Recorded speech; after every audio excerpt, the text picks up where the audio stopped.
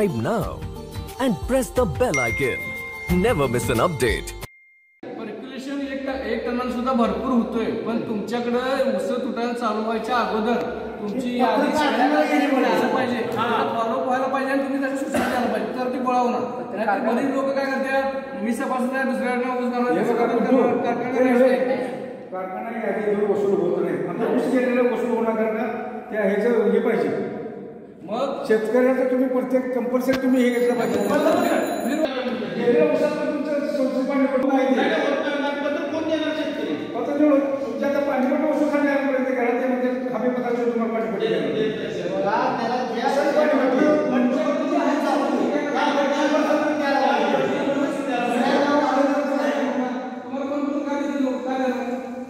मग हे शेतकऱ्यांनी स्वतःहून द्यायला पाहिजे.